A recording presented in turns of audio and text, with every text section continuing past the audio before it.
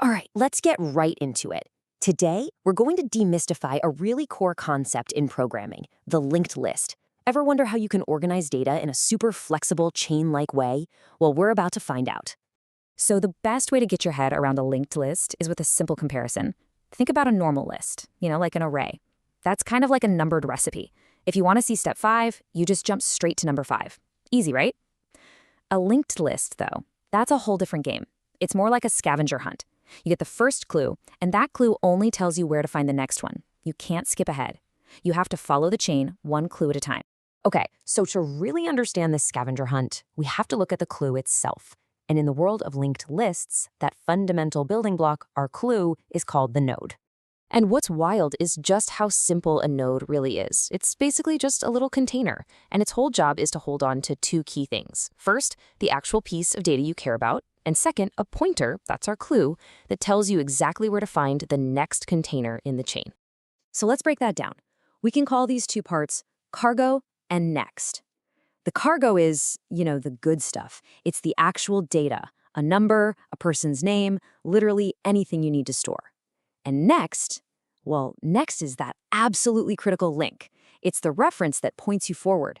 If you don't have that next link, your scavenger hunt just stops cold. Game over. And when you look at the code, it's not scary at all. It's just one line to put the data inside. We're basically just telling the node, hey, here's the valuable cargo I need you to hang on to. And with this next line, we've forged the connection. This is the part that creates that next link. It tells our node exactly where to find the next clue in our scavenger hunt. And that's pretty much it.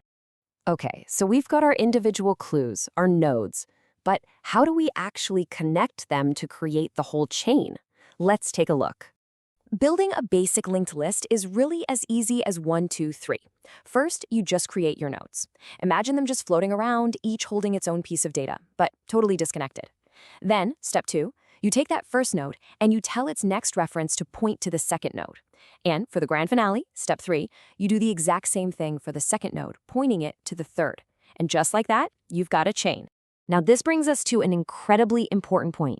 The first node, it's often called the head, is your only way into the list. If you lose track of that head node, you've lost the entire list. It's gone forever.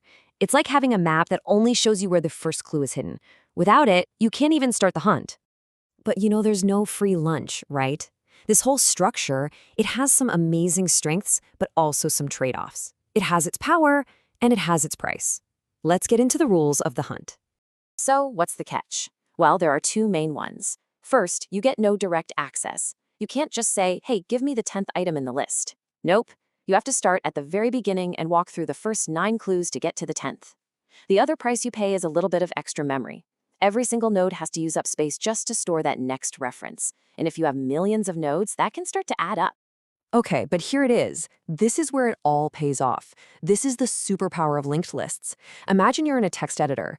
If you type a new letter in the middle of a sentence, a normal list would have to move every single letter that comes after it one space over. That's a huge, slow process. But with a linked list, all you do is create a new node for your letter and then just redirect 2 of those little next pointers. That's it. It is ridiculously fast and efficient.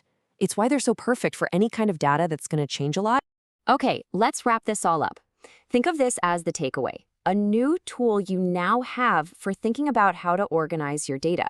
So what are the absolute essentials you need to remember? 1, a linked list is a chain of connected nodes. 2, every node has its cargo, the data, and a next link. 3, you always have to start at the head to get anywhere. And finally, the big trade-off. They are incredibly powerful when you're adding and removing things all the time, but they're pretty inefficient if you need to jump to a specific item by its position. And that really brings us to a final thought, doesn't it? Linked lists show us that data doesn't have to be this rigid, static block of information. It can be a dynamic, flexible chain of clues. It really makes you wonder, what other unbreakable structures out there could we totally reimagine? Thanks for joining me on this one.